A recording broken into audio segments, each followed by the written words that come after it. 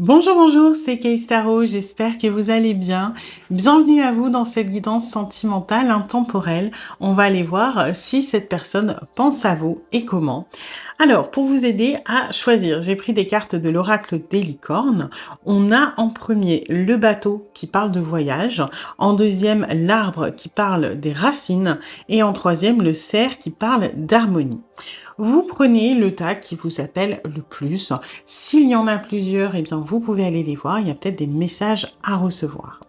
Je vous dis à tout de suite pour votre guidance. Faites votre choix et puis on va aller voir ça ensemble. Aujourd'hui, cette vidéo est en partenariat avec Présage, la première application de voyance française créée en 2016. Donc Présage, c'est une petite équipe d'une dizaine de voyants qui sont triés sur le volet et qui vont répondre à toutes vos questions. Les réponses sont toujours de vive voix et sous 24 heures. Et puis en plus, vous gardez l'historique de vos échanges. Vous pouvez aussi demander des consultations au téléphone ou en visio avec le voyant de votre choix. Et ce dernier vous rappellera dans l'heure. Voilà. Enfin, sachez qu'en cliquant sur le lien et en téléchargeant l'application, vous soutenez directement la chaîne et mon travail. Bienvenue à vous qui avez choisi le premier tas avec le bateau. Alors, on va aller voir les énergies de la relation, comme d'habitude, pour voir si ça résonne. Si ce n'est pas le cas, c'est peut-être que ce tas n'est pas pour vous. Et dans ce cas-là, vous pouvez aller en voir un autre. Et puis, c'est une guidance générale. Donc, vous prenez ce qui résonne, vous laissez le reste de côté. Et puis, si vous voulez approfondir, je propose des guidances privées, soit sur l'application Présage, qui est partenaire de cette vidéo, où je vous rappelle dans l'heure, soit via mon adresse mail, et vous avez toutes les infos en barre de description. Alors,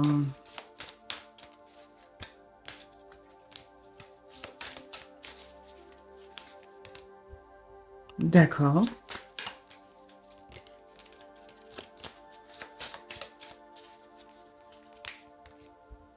Ah ben, décidément.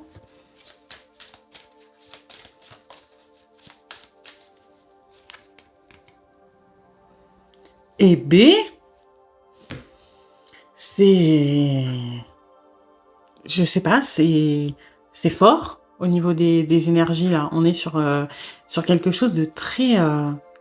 déterminé quelque part. On est dans des énergies qui sont quand même très, très franches, très... je sais pas, j'ai pas le mot, très brut, très direct, avec beaucoup de volonté, de détermination, d'envie d'avancer.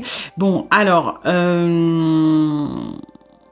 c'est plutôt bien. Et d'un autre côté, je peux pas m'empêcher de sentir un truc pas super bien aspecté, quoi. J'ai l'impression que là, on parle de deux personnes qui sont déterminées, c'est pas le souci, mais c'est comme si cette force, cette énergie, cette mise en action n'était pas forcément concentrée sur les meilleures options que vous pourriez avoir tous les deux. Je m'explique. J'ai l'impression que la personne à qui vous pensez est donc déterminée à faire avancer les choses, à bouger, mais c'est comme si on choisissait quelque part de... j'ai pas une... En fait, c'est bizarre parce que j'ai pas une... Alors, c'est pas une énergie négative, mais j'ai une énergie qui est concentrée en dehors de la relation. Donc, c'est pas forcément, encore une fois, négatif. C'est plus que, pour moi, la personne à qui vous pensez a aujourd'hui des priorités qui sont autres que vous ou que la relation. Ok, alors, ça peut s'exprimer par une prise de distance de cette personne. Ça peut être une prise de distance qui est marquée, mais moi, j'ai plutôt quelqu'un qui se rend pas spécialement compte, on va dire que, mettons, on vous délaisse un petit peu, on répond moins, qu'on est moins dans la relation. Alors, je vais vous donner un exemple concret, ça peut s'exprimer, par exemple, une personne que vous fréquentez et que vous avez de plus en plus de mal à voir, ou alors c'est compliqué d'organiser des rendez-vous, ou alors par exemple il y a plus de charnel entre vous. Pourquoi? Parce que c'est pas qu'on se désintéresse, c'est que vraiment la mobilisation, vous voyez, elle est ailleurs. Elle est vraiment orientée pour moi plutôt sur des choses concrètes de la vie. Alors ça peut être une résolution de problème qui est arrivé dans la vie, comme ça peut être une motivation interne, c'est-à-dire j'ai des projets. J'ai pas de résolution à faire, j'ai pas de choses qui me tombent dessus, mais moi j'ai envie d'avancer pour moi, donc j'ai des choses à mettre en place. Ok, vous, bon, C'est plutôt pas mal parce que vous êtes, mine de rien, un soutien quand même, hein. Alors, vous le vivez pas forcément super bien, mais vous aidez cette personne, vous l'épaulez, vous la soutenez, vous êtes compréhensif, compréhensive. C'est plutôt bien. Vous savez que c'est pour le mieux de cette personne, le mieux de la relation. Mais en fait, quand je dis que c'est pas forcément vos meilleurs choix à chacun, c'est que c'est comme si vous étiez un petit peu trop loin sur la balance, si ça a du sens. C'est-à-dire que cette personne est dans une démarche qui est plutôt bonne, hein, c'est-à-dire de penser à soi, de faire avancer les choses pour soi, mais il y a peut-être un juste milieu à trouver avec la relation, c'est-à-dire peut-être essayer d'accorder un petit peu de temps, d'énergie, de pas tout laisser tomber en fait, hein, vous voyez, de pas complètement lâcher les rênes du truc et puis de garder un œil quand même sur votre relation, de la considérer aussi peut-être comme un soutien, beaucoup plus que, je vais pas dire que c'est un handicap aux yeux de cette personne, mais on a une énergie très yang, je rentre dans ma grotte et je fais mes actions pour moi et j'oublie un petit peu l'émotionnel et les choses comme ça. Et vous, pareil, vous êtes un petit peu trop, votre curseur est un peu trop de l'autre côté, c'est-à-dire que vous êtes pour moi peut-être un petit peu trop dans le je subis. Oui, je comprends que c'est bien pour l'autre et c'est vrai que c'est compliqué parce que, en soi, la démarche de la personne à qui vous pensez n'est pas mauvaise, donc on peut pas lui reprocher grand-chose.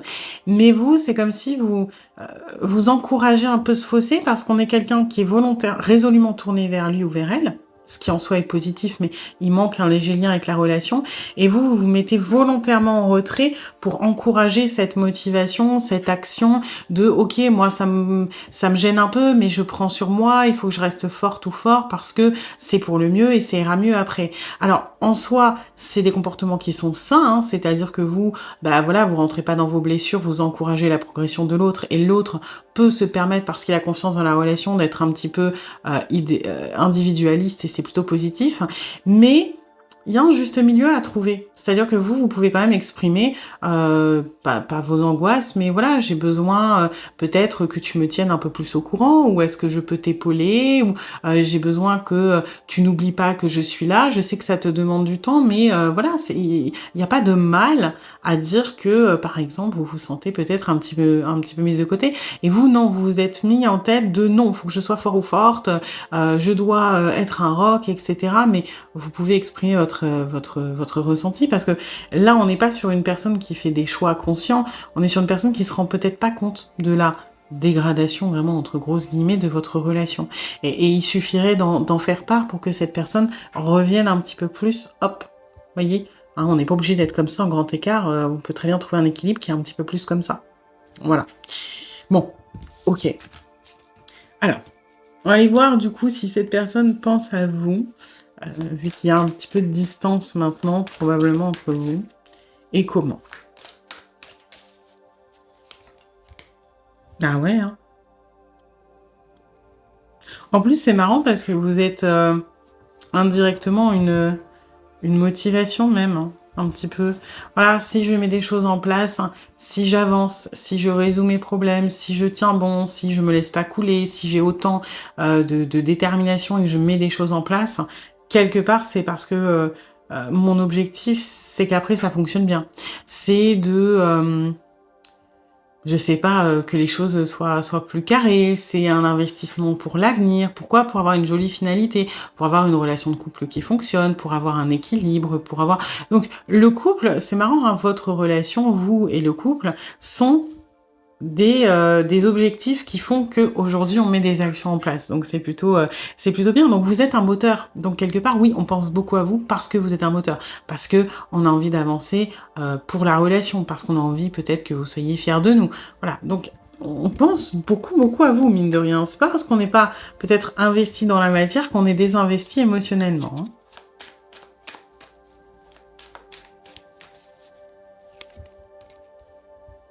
Ouais. On est un peu dans la mauvaise interprétation, c'est-à-dire que vous attendez que ça, que cette personne peut-être vous fasse participer, vous donne des nouvelles, se livre, revienne un peu émotionnellement dans la relation, alors que la personne à qui vous pensez est plutôt en mode, voilà, non, je mets la tête dans le guidon, je veux pas être un fardeau, je dois être fort et tout. Alors, on a cette force qui ressort beaucoup, hein. On l'avait dans les énergies générales de la relation, elle ressort là. Vous prenez mutuellement beaucoup sur vous pour peut-être faire plaisir à l'autre, ou du moins en pensant bien faire. Mais attention à ce que ça ne soit pas de l'obstination, à ce que ça ne soit pas contre-productif en fait. Parce que bien sûr que c'est important de prendre sur soi, de faire des concessions parfois pour l'autre. Mais prendre sur soi en ne sachant pas réellement ce qu'il en est, ben, des fois, on tombe à côté. Vous voyez, par exemple, bah, typiquement, là, on tombe à côté. Cette personne se dit, voilà, j'ai pas envie de parler de mes problèmes, ou j'ai pas envie de parler de mes avancements, j'ai pas envie de le ou la saouler avec tout ça. Donc, on prend un peu la décision à votre place en se disant, voilà, je dois être solide pour le bien de la relation, et puis pour le bien de l'autre. Alors que vous, finalement, c'est quoi votre envie principale? Bah, c'est que cette personne communique là-dessus.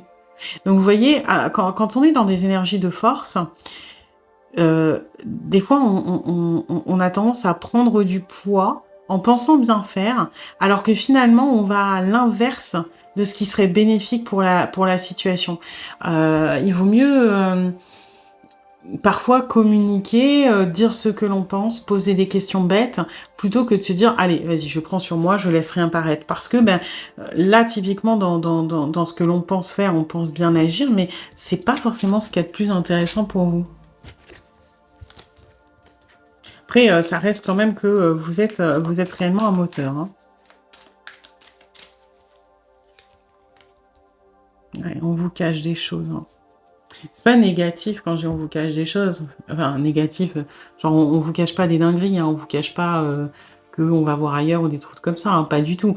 On vous cache les tracas, les failles, les vulnérabilités, les moments de doute, les moments où on est un peu moins bien, peut-être la fatigue, peut-être les conséquences de ces mises en action, cette mise en action. Hein, je sais pas, par exemple, si on a décidé de trouver, de se lancer, mettons à son compte au niveau professionnel, bah on va voilà se dire ok, bah j'ai peur parce que mon premier mois j'ai pas assez de clients pour avoir un salaire complet, et puis tel client c'était la première fois qu'on me demandait un truc comme ça, je sais pas si j'ai bien fait, et puis à côté de ça j'ai des démarches administratives à faire, je sais même pas par où commencer, et ça on va vous le cacher. Pourquoi? Parce que on veut pas forcément vous impacter, vous faire peur. En fait, on veut vous ménager, mais ça crée un peu de distance entre vous, donc c'est dommage. Mais on pense beaucoup à vous, ouais. Maintenant, ouais, je trouve ça dommage parce que ça part tellement de bonnes intentions, mais voilà. Parce que on a envie en fait. Vous voyez pourquoi ça sort là? C'est qu'on a envie en plus de vous en parler. Et on pense vous en parler.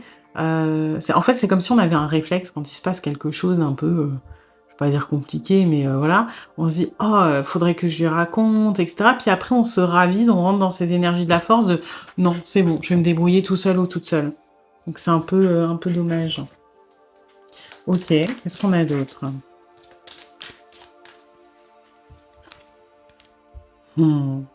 Ouais, on veut surtout partager avec vous ce qui va être les résultats, quelque part. Et on n'a pas envie... En fait, pourquoi on veut pas vous parler de, on va dire, nos échecs ou nos difficultés, même si on aurait envie, c'est parce qu'on a peur que vous preniez ça pour de la démotivation, par exemple. Parce que vous êtes un soutien, visiblement, dans l'énergie de la relation, c'est-à-dire que vous avez déjà peut-être proposé votre aide ou encouragé cette personne à faire les démarches quelles qu'elles soient, et on n'a pas envie que... En fait, on fait un raccourci, on se dit, si on se plaint, si on montre que c'est difficile, alors déjà, on va perdre de votre estime, et en plus de ça, on va passer pour un fainéant ou une fainéante, ou quelqu'un qui se laisse aller, ou quelqu'un qui a pas envie, ou quelqu'un qui fait pas les choses quand il ou elle devrait. Donc on se met quand même la pression. En fait, sachez que même si on n'est pas, oui, présent, on va dire, dans la matière, on pense en permanence à vous, hein. Vous êtes le moteur, vous êtes la motivation, vous êtes aussi indirectement le bâton, on veut pas vous décevoir. Donc, on a beaucoup, beaucoup de choses qui font que on pense à vous, hein. On pense beaucoup à l'arrivée aussi, ouais. Dans le sens où, c'est ce qu'on avait en premier avec ce 10 de coupe, vous êtes un moteur parce que on se dit, en gros, et c'est là où c'est compliqué parce qu'on se rend pas forcément compte de la distance qu'on met ou du temps qui passe, parce qu'on se dit, voilà, quand j'aurai fini, enfin, on aura cette espèce de d'avenir en 10 de couple, là, de on sera heureux, on sera ensemble, tout ira bien, etc. Et à regarder la ligne d'arrivée et la récompense et le prix, on se rend pas compte du chemin qu'on fait, du temps qui passe et peut-être de l'éloignement indirect que l'on met avec vous, parce que aussi bizarre que ça puisse paraître, en fait, on se rapproche, du point de vue de cette personne, on se rapproche de vous. Bon, on va refaire les petits, mes super schémas, etc. Vous imaginez que vous êtes là, d'accord. Donc c'est le vous actuel, et comment on sent ça? C'est le vous actuel. Ok. Et la personne à qui vous pensez, on va dire, elle est par là. Donc, elle commence à s'éloigner en direction de ses objectifs. La ligne d'arrivée, elle est là. Sauf que la ligne d'arrivée qu'on visualise, c'est vous. Donc, nous, on est un petit peu bêtes, on marche dans ce sens-là, on voit pas le vous qui est là, hein. Nous, on se dit, plus je vais par là, plus je vais me rapprocher de l'autre. Sauf que la réalité, c'est que ça, c'est une projection. Vous, vous êtes réellement là. Donc, en fait, plus cette personne a l'impression de se rapprocher de vous, c'est-à-dire de l'objectif, plus en réalité dans la matière, elle s'éloigne de vous. Vous voyez le paradoxe du truc? Et c'est ça qui est un peu compliqué, c'est que plus on se rapproche de vous, on va dire par la pensée, par le moteur, la motivation de ce que l'on imagine plus tard, plus le vous actuel, il est en mode, ouais, ok, bon, moi j'ai plus de nouvelles, je passe après le projet, la personne est plus affectueuse parce qu'elle est préoccupée, et donc ça crée de la distance avec la réalité pour se rapprocher de l'illusion. Vous voyez, c'est un petit peu paradoxal tout ça. Et finalement, en plus, on est dans une espèce de course, je vais pas dire contre la montre, mais on a l'impression que si on n'arrive pas à rejoindre assez vite cette ligne d'arrivée, eh ben, ça risque de coûter la relation. Ça risque de poser problème, d'être compliqué. Donc, on investit tous nos efforts pour les derniers mètres qui s'éternisent. Et du coup, c'est bizarre parce qu'en fait, on a l'impression, encore une fois, de se rapprocher de vous et de moins vous perdre par la même occasion, en investissant notre temps, notre énergie dans le projet, alors que dans la matière, c'est ce qui fait que vous vous éloignez petit à petit. Vous voyez un peu le cercle vicieux tout pourri qu'on est en train de créer? Ok.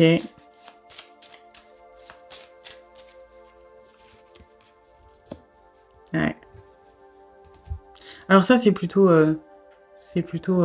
positif, hein. C'est-à-dire que en soi, on pense... j'ai l'impression qu'on pense beaucoup à vous. Y a quand même un petit schéma d'évitement derrière tout ça, hein. Les actions qui sont mises en place, alors elles sont personnelles, elles sont individuelles, et c'est pour avancer, nous, dans nos projets, dans l'objectif, encore une fois, peut-être d'une réunion, de quelque chose qui fonctionne bien entre nous, etc.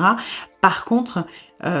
prenez conscience qu'il y a un léger schéma d'évitement quand même, hein. Il y a peut-être des peurs par rapport à votre relation qui sont pour le moment du coup un peu en arrière-plan parce qu'il y a plus urgent. Mais ouais, j'ai l'impression qu'on est sur quelqu'un qui n'ose peut-être pas reconnaître ou s'avouer que... Alors il y a peut-être une peur, je sais pas, hein, de l'engagement, une personne qui est pas tout à fait prête et qui de toute façon a d'autres priorités pour le moment, mais ça risque de revenir un petit peu plus tard, hein. Je sais pas pourquoi fallait que je la tire celle-là, et du coup il y a quand même une raison, hein.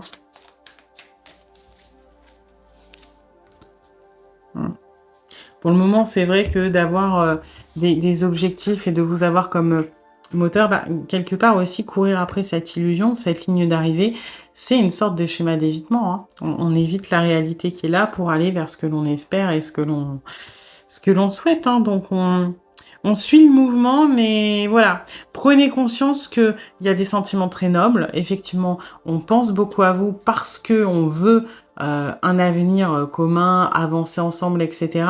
Mais il y a baleine sous gravillon, hein. Sachez-le. C'est qu'il y a peut-être des choses qui plus tard vont ressortir ou qu'il est important quand même de noter que on n'est peut-être pas ultra serein ou sereine à l'idée de s'engager concrètement dans cette relation.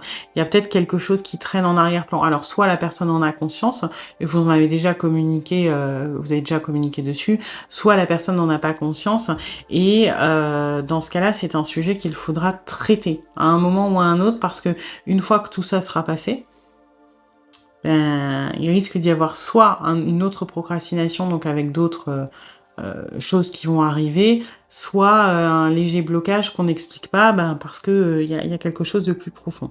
Voilà. Mais bon, en tout cas, aujourd'hui, vous êtes dans les pensées de cette personne. Maintenant, attention, comme je vous l'ai dit, à bien faire le lien entre l'illusion, ça part d'une bonne intention, et la réalité. Votre rôle à vous, plus vous soutenez cette personne en disant je prends sur moi, je dis rien, plus cette personne s'éloigne de vous parce qu'elle va vers cette illusion. Donc votre rôle, c'est de le ou la ramener un petit peu dans la réalité de la matière à l'instant T, hein. Voilà. Eh bien, écoutez, j'espère que cette guidance vous aura plu, vous aura surtout aidé. Si c'est le cas, eh bien, n'hésitez pas à liker, à partager, à commenter, à vous abonner. Et puis moi, eh bien, je vous dis à bientôt pour une nouvelle guidance. Bienvenue à vous qui avez choisi le deuxième tas avec l'arbre. Alors, on va aller voir les énergies de la relation, comme d'habitude, pour voir si ça résonne. Si ce n'est pas le cas, c'est peut-être que ce tas n'est pas pour vous. Et dans ce cas-là, vous pouvez aller en voir un autre. Et puis, c'est une guidance générale. Donc, vous prenez ce qui résonne, vous laissez le reste de côté. Et puis, si vous voulez approfondir, je propose des guidances privées, soit sur l'application Présage, qui est partenaire de cette vidéo, où je vous rappelle dans l'heure, soit via mon adresse mail, et vous avez toutes les infos en barre de description. Alors,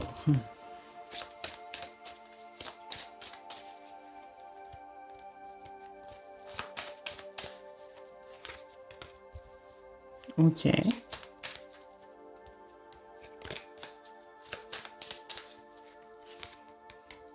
Hmm.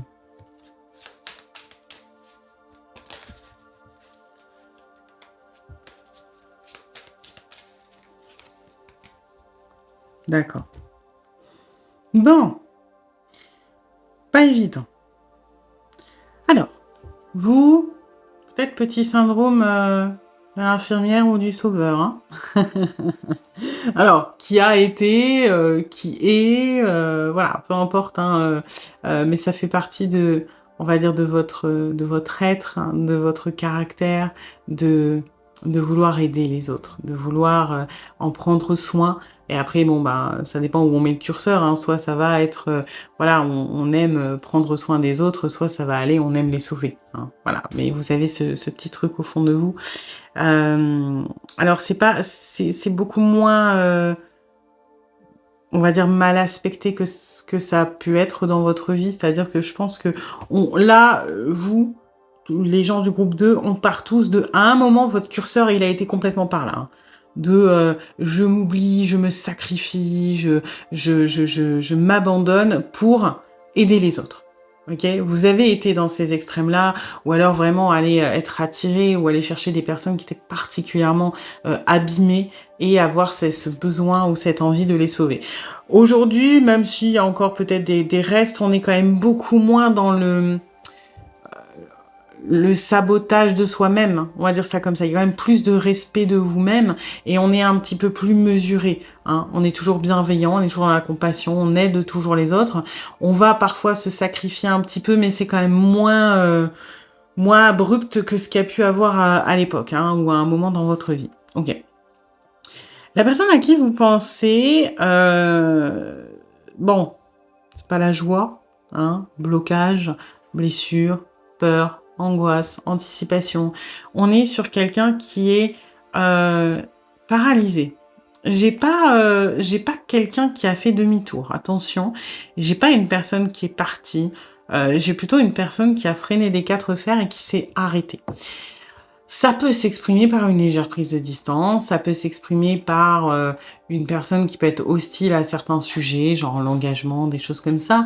Mais on n'est pas sur une disparition, hein, on n'est pas sur, parce que même une légère prise de distance, ça c'est un frein, mais là, on n'est pas dans un recul, hein, OK? Pour moi, on n'a pas spécialement, j'ai l'impression que les peurs sont énormément liées à la peur de s'attacher, à la peur, d'être, peut-être dans la dépendance affective, la peur de, c'est pas tant la peur de je sais pas comment vous expliquer. En fait, dans les peurs, par exemple, dans les relations, c'est comme s'il y avait plusieurs étapes. Vous voyez? Il y a les peurs primaires, instant, proche et après, elles vont s'élaborer et elles vont se complexifier. Par exemple, j'ai peur d'aimer. Ça va être la première base. Vous voyez? J'ai peur d'aimer et ensuite on passe à: «OK, je complexifie cette peur». Pourquoi j'ai peur d'aimer? Parce que j'ai peur de souffrir. Ensuite, ça va être: «OK, pourquoi?» et on recomplexifie. Pourquoi j'ai peur de souffrir? Bah, parce que j'ai peur d'être trahi ou alors j'ai peur d'être rejeté, j'ai peur d'être abandonné, j'ai peur qu'on me fasse du mal. Vous voyez? Donc la première peur, la plus basique, la plus primaire, la plus, brute, ça va être: j'ai peur de m'attacher et ensuite on a le pourquoi et puis le pourquoi et puis le pourquoi et puis machin et là, on est dans cette peur primaire. C'est-à-dire que on n'est pas sur quelqu'un qui va être, conscient peut-être des tenants, des aboutissants.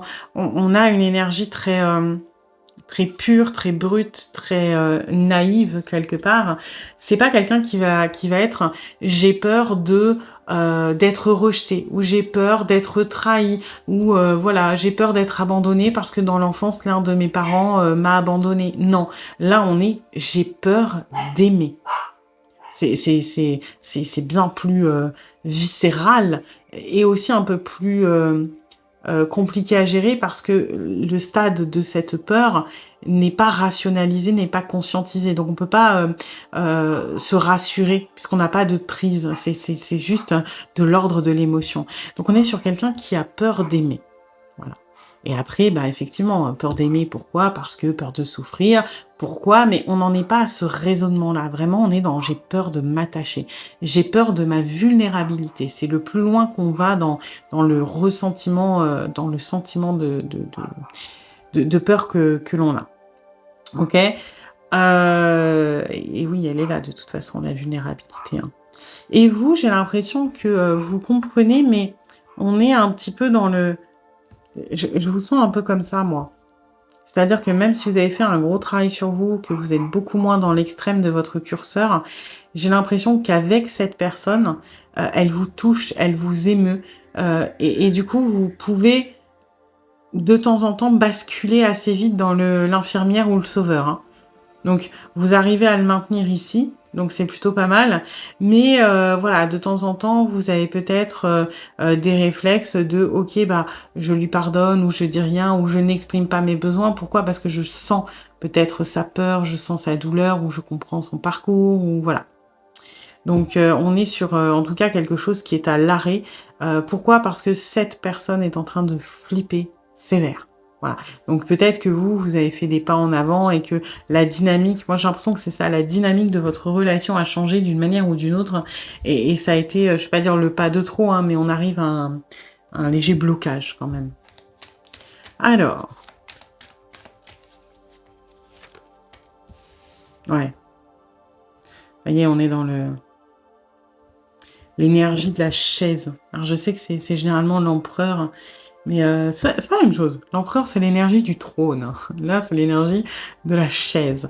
Ce truc très carré, vous voyez, où on a les 2 pieds au sol, ancrés dans la matière, les 2 bras comme ça et on ne bouge pas.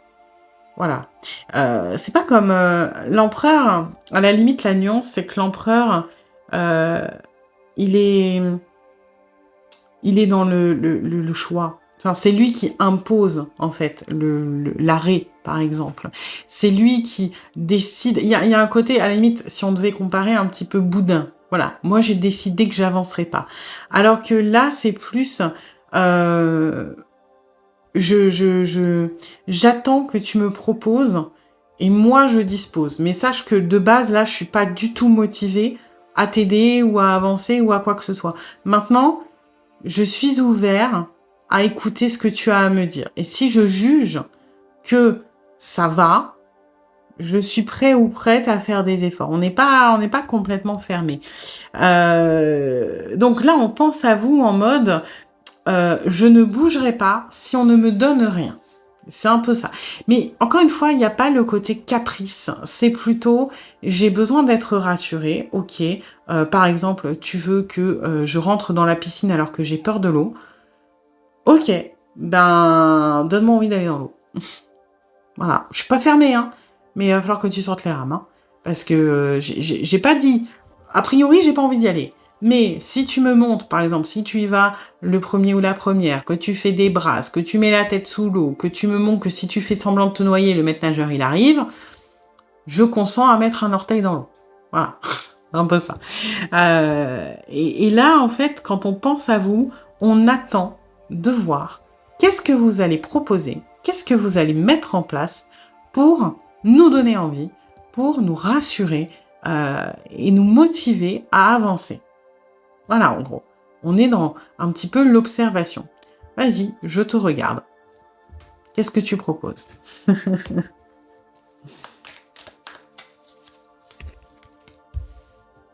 Mhm.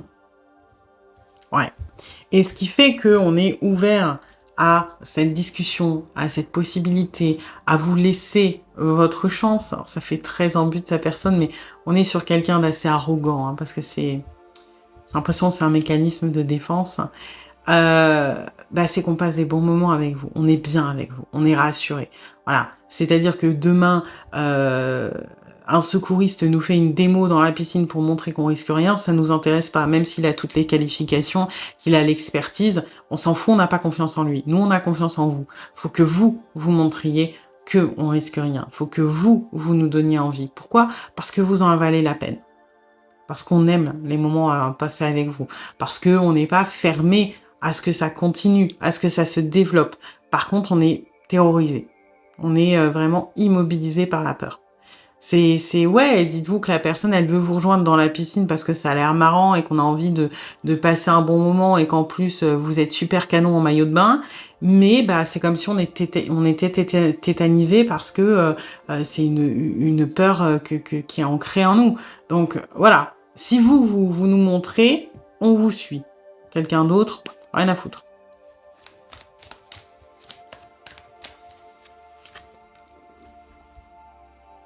Hmm. Alors ça, c'est intéressant. On pense beaucoup à vous, donc oui, sur l'objectif aussi, sur ce que ça pourrait donner si on arrive à avancer. Par contre, ce qui est intéressant, c'est qu'on est sur une personne qui, de base, n'est pas du tout du genre à demander de l'aide. D'accord? On est sur une personne, encore une fois, un peu arrogante, qui est dans la fierté, parce que c'est un mécanisme de défense, qui ne montrera pas ses faiblesses, hein.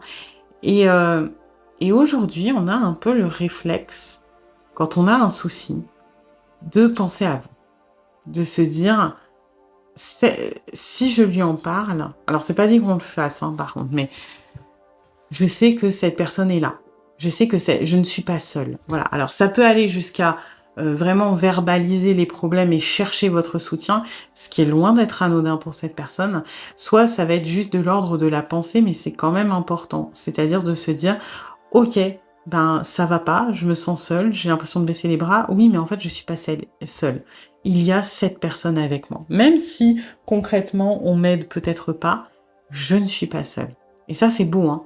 On a l'impression d'être tout le temps un petit peu avec vous et paradoxalement, on a l'impression de se sentir particulièrement seul quand vous n'êtes pas là. Voilà. Donc c'est mignon quand même, il y a de la sensibilité en dehors de tout ça, hein. Alors ensuite...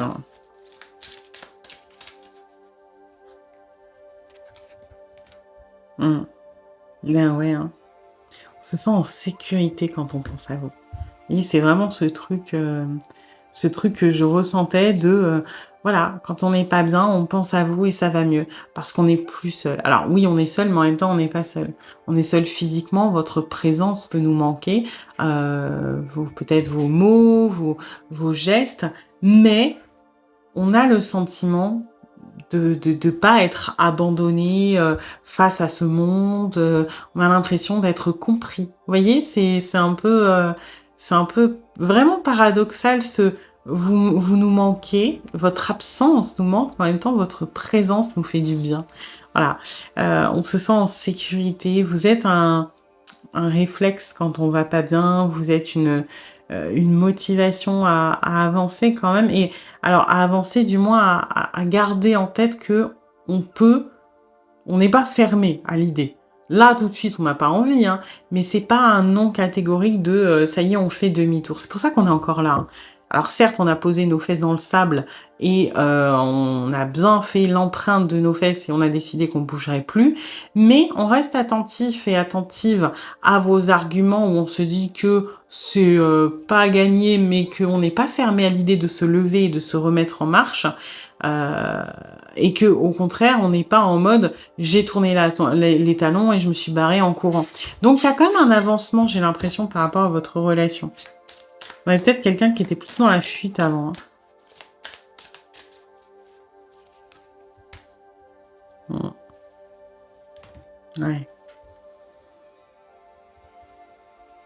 C'est marrant parce que, en fait, cette histoire de vraiment d'être à l'arrêt, là, de refuser d'avancer, c'est comme si on avait une espèce de dissonance ou de conflit entre nos, nos intérêts à nous, qui sont purement,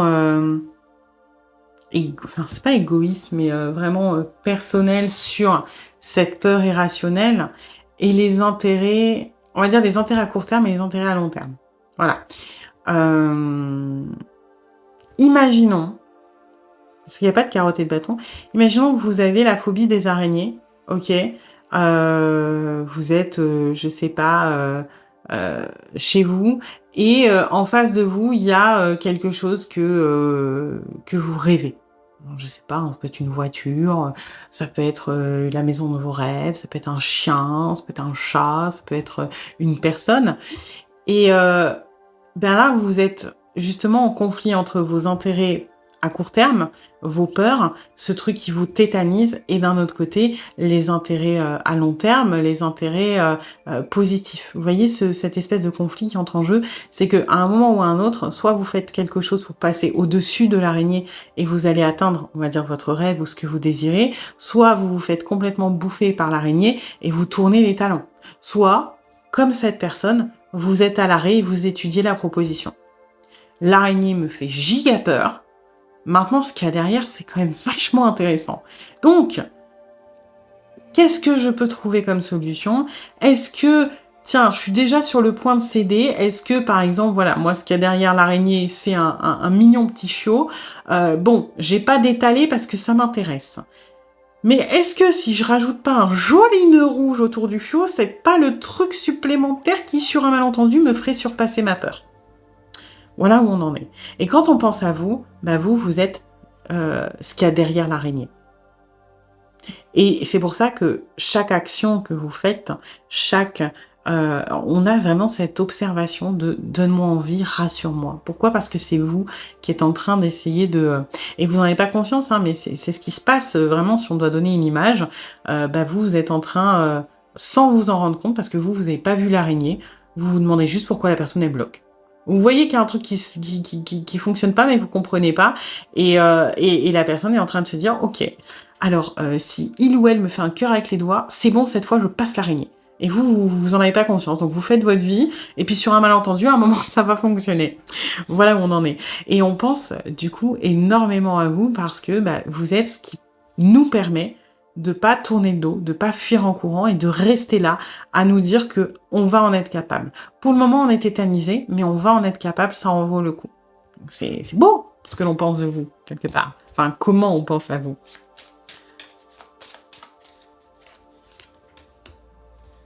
Mm. Ouais.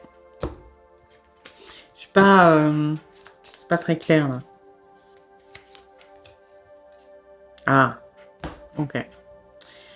Alors, on est sur, quand on pense à vous alors il y a une dimension, un petit peu, charnelle parce que j'ai l'impression que c'est notre manière d'essayer de contourner l'araignée. Je sais pas si ça a du sens, ce que je raconte. En gros, quand on est attaché à quelqu'un, la position où on va être la plus vulnérable, ça va être de se dire que on aime cette personne et donc bah, forcément, on est un petit peu, on se sent, voilà, on est atteint, on peut souffrir, ça peut mal se passer, voilà. Assumer que l'on aime quelqu'un, que l'on a des sentiments, on va dire, c'est la vulnérabilité. Alors pas toujours, hein, mais c'est pour les gens qui ont du mal, on va dire, c'est là où on se sent le plus vulnérable. Par contre, la sexualité, c'est un moyen de rejoindre de l'intimité avec une personne, mais de manière moins dangereuse. Pourquoi? Ben, on peut se mentir à soi-même, se dire que c'est juste du cul, se dire que voilà, il y a une alchimie, mais bah, concrètement, si demain vous perdez votre plan cul, c'est pas la fin du monde, quoi. Alors que si vous perdez l'amour de votre vie, c'est pas les mêmes implications.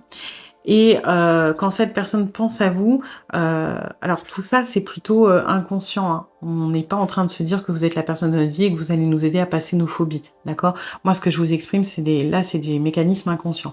On sait que vous en valez la peine. Voilà ce qu'on a conscientisé, mais on réfléchit pas, plus profond que ça au niveau de mettre des mots et cetera. Par contre, notre mécanisme, ça va être de se dire que vous êtes important d'un point de vue, alors charnel, oui et non, il n'y a pas forcément du charnel entre vous, mais au niveau du désir, au niveau de la passion. Parce que comme ça, on va se dire que c'est moins grave. Voilà. Si on n'a pas la vie de rêve, c'est pas grave parce qu'au final c'était juste une attirance physique. Et puis si cette personne s'en va ou nous fait du mal, bah c'est pas grave parce que c'était que de l'attirance physique. Vous voyez? Donc on va penser à vous quand même beaucoup sur là-dessus. Alors ça veut pas dire qu'on a des fantasmes et des choses comme ça, mais dans notre manière de penser à vous, ça c'est inconscient et c'est très fort et c'est très beau, mais de manière consciente, on va plus essayer de minimiser un petit peu ce que l'on ressent. Voilà, pour pas gérer trop de phobies en même temps, hein.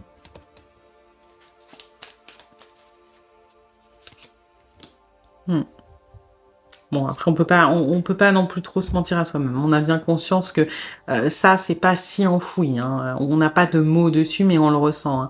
Donc on est un petit peu partagé entre ces 2 énergies de minimiser ce que l'on ressent et la relation un petit peu et d'un autre côté se dire que, c'est quand même pas rien ce qui est en train de se passer et que vous sortez du lot. Voilà. Eh bien écoutez, j'espère que cette guidance vous aura plu, vous aura surtout aidé. Si c'est le cas, eh bien n'hésitez pas à liker, à partager, à commenter, à vous abonner.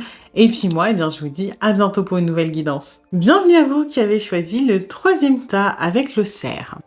Alors, on va aller voir les énergies de la relation, comme d'habitude, pour voir si ça résonne. Si ce n'est pas le cas, c'est peut-être que ce tas n'est pas pour vous. Et dans ce cas-là, vous pouvez aller en voir un autre. Et puis, c'est une guidance générale. Donc, vous prenez ce qui résonne, vous laissez le reste de côté. Et puis, si vous voulez approfondir, je propose des guidances privées, soit sur l'application Présage, qui est partenaire de cette vidéo, où je vous rappelle dans l'heure, soit via mon adresse mail. Et vous avez toutes les infos en barre de description. Alors,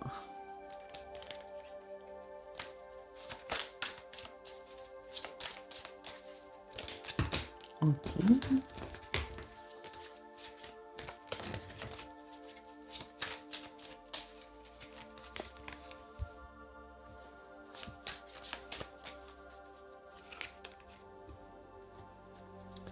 Hmm.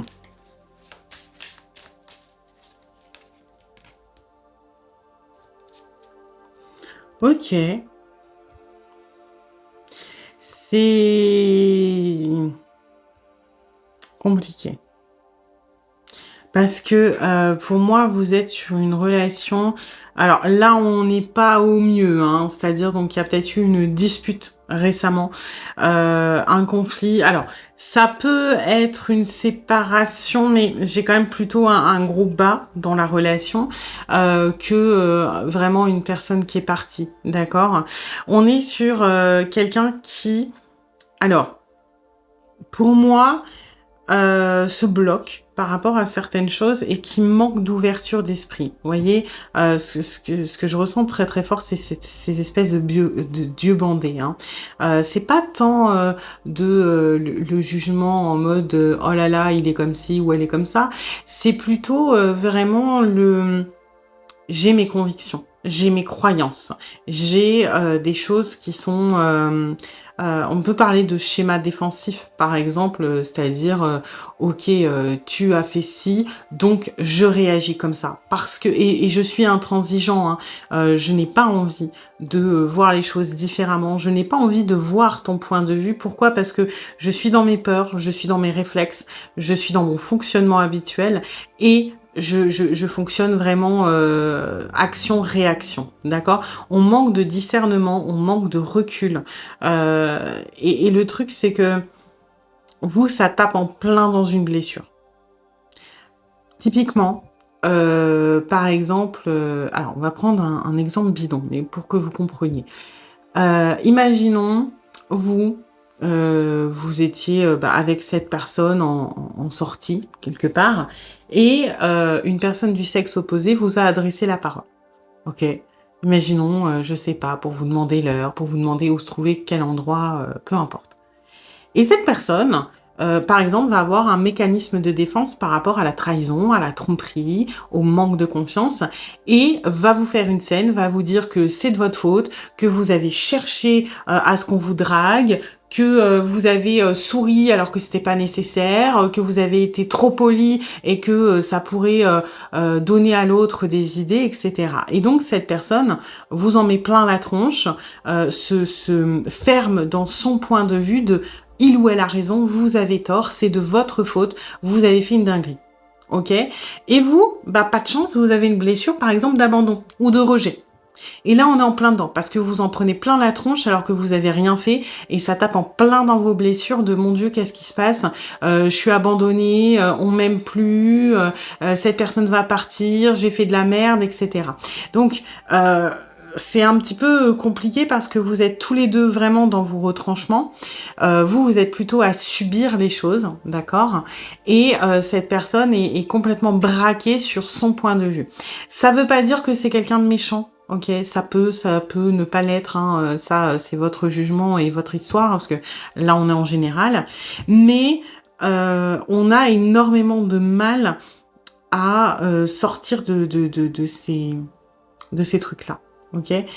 Le truc, c'est que pour moi, vous avez peut-être le pardon trop facile, d'accord? Pour parler du pardon, vous devez apprendre à gérer ça. C'est-à-dire que même si, mettons, bon, là, dans l'exemple que j'ai donné, je vois pas en quoi c'est de votre faute, hein, mais disons que même si vous pouvez comprendre le point de vue de l'autre et pourquoi il ou elle réagit comme ça, bah oui, peut-être que son ex s'est barré avec le premier venu ou la première venue. Ce n'est quand même pas de votre responsabilité. Vous n'avez rien fait de mal. Et il faut trouver le juste milieu entre ok, je comprends ton point de vue, et ça sert à rien de partir dans des conflits où je t'insulte, où je te rejette, où je suis toxique moi aussi. Par contre, je refuse de payer les pots cassés. Je me respecte, je m'aime suffisamment pour, et là c'est lié à la guérison de la blessure en question que vous avez, pour te dire que je ne suis pas d'accord. Je comprends, mais je ne suis pas d'accord. Voilà. Et il n'y a que comme ça hein, que cette personne va évoluer indirectement. De manière générale, j'ai l'impression que c'est une relation qui est quand même déséquilibrée. C'est-à-dire que il y a une fausse complémentarité, c'est-à-dire que bah oui, vous allez peut-être avoir un caractère plutôt soumis parce que dans la dépendance, et la personne va avoir un caractère plutôt autoritaire parce que dans le contrôle. Donc sur le papier, ça colle bien, hein, parce que bah, du coup, c'est deux énergies qui se complètent, mais la réalité, c'est que c'est une mauvaise harmonie parce que bah, ça vous êtes dans des schémas qui sont pas bons pour vous ni l'un ni l'autre. Voilà, donc on est sur une période qui est compliquée, mais même de manière générale sur une relation qui est assez chaotique, qui est assez extrême avec des hauts, des bas et une personne qui se braque très souvent et qui n'écoute rien, qui ne veut rien entendre, qui peut avoir des décisions très extrêmes. Je te bloque pendant un temps, je me barre, je te fais la gueule, je te réponds pas, ou voilà. Pourquoi? Parce qu'on est vraiment enfermé dans ce je refuse d'avoir tort, j'ai raison, ma vérité est la seule qui compte, et toi, tu dois t'adapter à ça. Pourquoi? Parce que j'ai tellement peur de souffrir, parce que je suis dans mes souffrances, qu'il n'y a plus que mes souffrances qui comptent. Voilà. Pas fou. Ok. Alors, bon, bah, du coup, si vous êtes en période, on va dire, là, de conflit, on va voir si cette personne pense à vous et comment. Ouais, bah, forcément, hein, on se protège. On a raison, quoi qu'il arrive. On refuse. La reine d'épée, c'est une personne qui est très forte, hein, mais qui refuse de laisser sa sensibilité interférer avec son jugement. Ça peut être positif. Par exemple, la reine de bâton, c'est quelqu'un qui a une résilience qui est monumentale, hein. C'est une personne c'est une énergie qui est très très puissante, hein, quelque part. Mais c'est aussi une énergie qui est particulièrement vulnérable quelque part. Et c'est de cette vulnérabilité qu'elle tire toute sa force. Typiquement, on est par exemple sur quelqu'un qui est capable de passer au-dessus, mettons, de ses peurs ou de ses phobies. Pourquoi? Parce que on va refuser que ça nous atteigne. On va refuser que notre émotionnel soit plus fort que notre mental, quelque part. Donc, imaginons, vous avez... je reprends parce que c'est... Mais dans le tas numéro 2, vous avez la phobie des araignées. La reine de bâton, elle a la phobie des araignées. Si l'araignée, elle est sur son chemin, elle la dégomme, hein. Elle en a rien à foutre, hein. Alors, ça va l'atteindre en profondeur, mais elle aura cette force, cette détermination pour passer au-dessus. Rien n'entrave ce qu'elle a décidé. Voilà, rien n'entravera ses objectifs et sa détermination. Par contre, quelque part, elle peut paraître insensible, elle peut manquer de compassion, elle peut, typiquement, l'araignée, elle va la dégommer, elle va pas la prendre et la foutre dehors, hein, elle va l'exploser, hein, parce que c'est sur son chemin. Et c'est aussi, c'est une faiblesse, quelque part, parce que l'être humain, quand il prend une décision, il y a une part rationnelle, bien sûr, mais il y a aussi une part émotionnelle qui est très importante, hein. Là, la reine de bâton, d'épée, pardon, elle enferme son émotionnel, hein. C'est comme si elle a un cœur de pierre, quelque part. Il s'est muré, mais à l'intérieur, il est tout fragile. Et c'est vrai que là, quand on pense à vous, on est un petit peu dans cette mauvaise foi et dans cette insensibilité. Pourquoi? Mon objectif, c'est ma survie. Ma survie, c'est d'échapper à mes blessures. Si pour ça, je dois blesser quelqu'un, c'est pas grave. C'est un petit peu... la reine d'épée, quand elle est vraiment dans ses extrêmes, imaginons on lui a fait une crasse, elle va se venger. Par contre, quand elle va se venger, s'il y a des innocents autour, elle s'en bat les couilles, elle se venge. Vous voyez, bon, c'est très extrême, hein, mais c'est un peu ça. Et là, vous êtes le dégât collatéral. La personne est blessée, alors soit on va se venger, soit on va se protéger. Donc on pense à vous, mais on pense à sa survie. Et si vous devez en pâtir, on n'est pas du tout sensible à ça pour le moment, hein.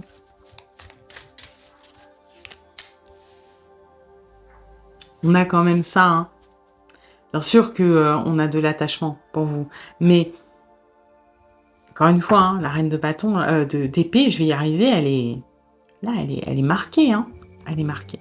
Donc oui, on a des périodes où on pense à vous avec beaucoup plus de douceur, mais de manière générale, la douceur, là, on la considère comme une faiblesse, donc on ne se laissera pas attendrir.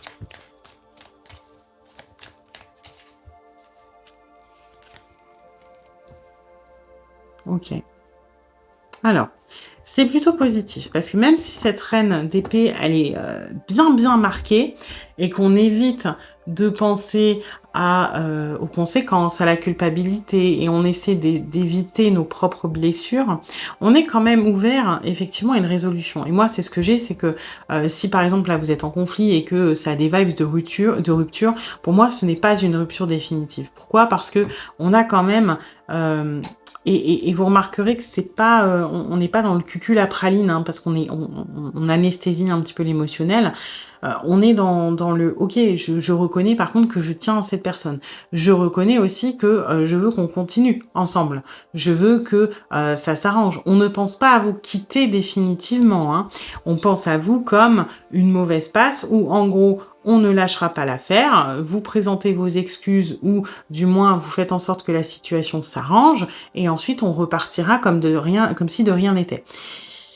Bon, je vous conseillerais pas de céder et de continuer à encourager ce schéma toxique, mais bon, voilà, vous faites comme vous pouvez et comme vous voulez, hein, de toute façon. Mais voilà, il y a quand même une part un petit peu plus tendre par rapport à vous, tant que ça ne met pas en péril nos angoisses, nos insécurités et nos peurs.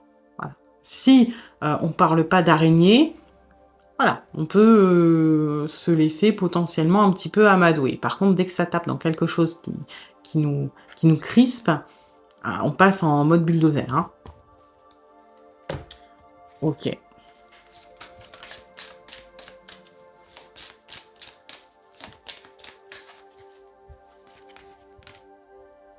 Ok, c'est plutôt bien, hein. En soi, je pense que peut-être parce que j'ai beaucoup insisté sur cette reine d'épée qui est assez marquée, mais vous voyez, on a des énergies très douces quand même derrière après, hein. C'est-à-dire que, voilà, on n'est pas non plus hargneux ou hargneuse dans notre coin à montrer les crocs et à attendre de vous bouffer le bras, hein. On est ouvert à une réconciliation, à reprendre la relation, ou du moins avancer, mais moi j'ai quand même un côté, là pour le coup, égoïste, hein.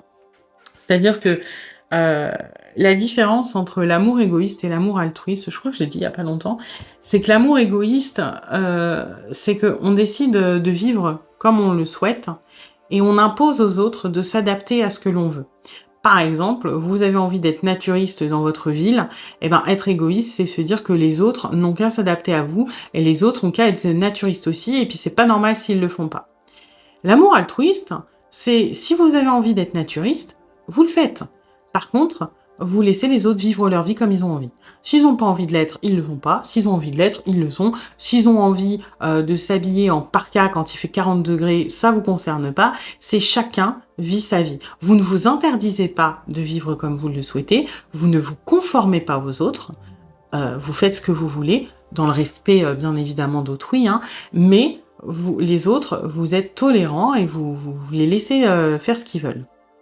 Et là, on est dans une sorte d'amour égoïste. C'est-à-dire, moi, j'ai décidé que j'avais raison. J'ai décidé qu'on ne devait pas me mettre en danger, que mes peines, mes traumas étaient plus importants et tu dois t'adapter. Si tu veux que la relation fonctionne, et moi je veux que la relation fonctionne aussi, par contre, c'est à toi de t'adapter à moi. Vous voyez ? C'est un petit peu ce qu'on a. On a de l'amour pour vous, on a de la tendresse, on pense au bon moment, on pense on pense que la relation va bien de manière générale. Pourquoi ? Parce qu'il y a cette adaptation qui vient de vous, hein.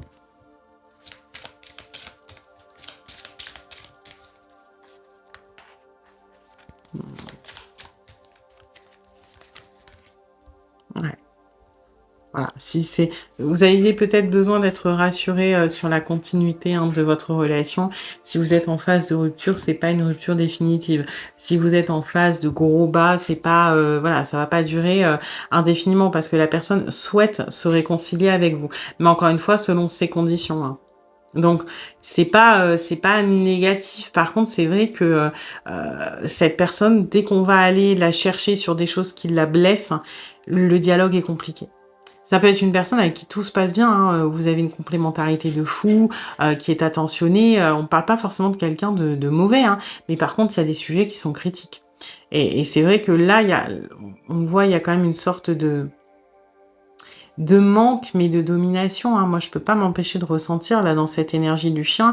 C'est une très belle énergie dans le normand, hein. C'est une énergie qui parle d'amour, de loyauté, de sincérité, de sécurité aussi, quelque part.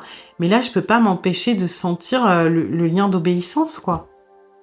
Alors, je dis pas que vous êtes un toutou, hein, mais c'est ce qu'on espère, quelque part, que vous n'ayez pas trop de rébellion, que vous accordiez à ce que l'on veut et ce que l'on souhaite, que ce soit vous qui cédiez. Vous voyez? Et ça n'empêche pas que y a de l'amour pour vous, hein, mais c'est pas un schéma qui est sain du tout. C'est pas, c'est pas, vous ne pouvez pas, on va dire, progresser sur vos blessures en rentrant dans ce schéma-là parce que vous les nourrissez, hein. Ce truc de si je fais une connerie, on m'abandonne. Donc vous êtes en train de vous conditionner à des schémas défensifs de ces blessures-là, et cette personne, vous l'empêchez également, vous le ou la confortez également dans ces schémas défensifs, hein. Si quand ça me plaît pas, je menace et qu'on revient vers moi, alors ça m'apprend qu'il faut vraiment que j'agisse comme ça et que je garde le contrôle absolu sur mes relations. Donc c'est important de briser un petit peu votre cercle vicieux là, tous les deux.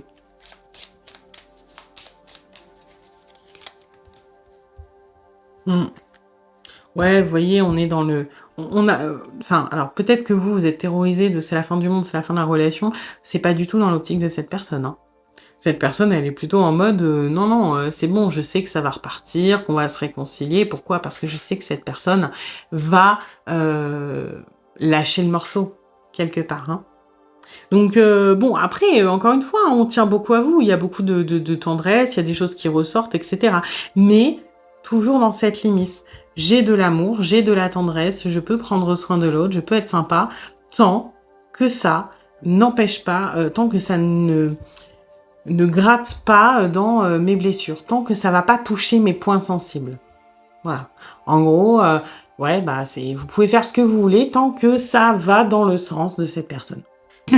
Si on tape dans les sujets sensibles, là, c'est un peu foutu.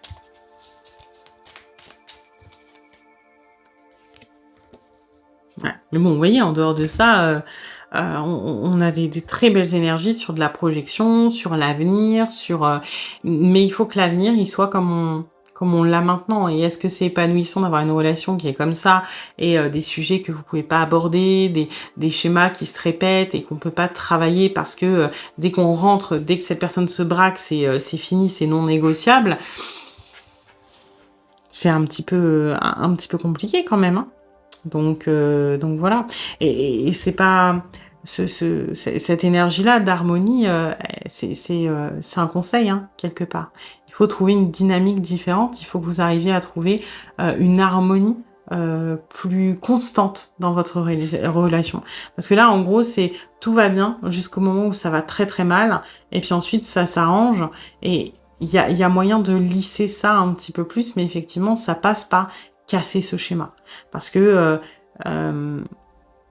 bah, cette personne, encore une fois, n'est pas spécialement inquiète par rapport à votre relation, hein. Il y a vraiment des vibes égoïstes. Et je dis ça sans jugement, hein, parce que je comprends le schéma derrière, mais c'est important de le casser, là. Voilà. Eh bien, écoutez, j'espère que cette guidance vous aura plu, vous aura surtout aidé. Si c'est le cas, eh bien, n'hésitez pas à liker, à partager, à commenter, à vous abonner. Et puis moi, eh bien, je vous dis à bientôt pour une nouvelle guidance.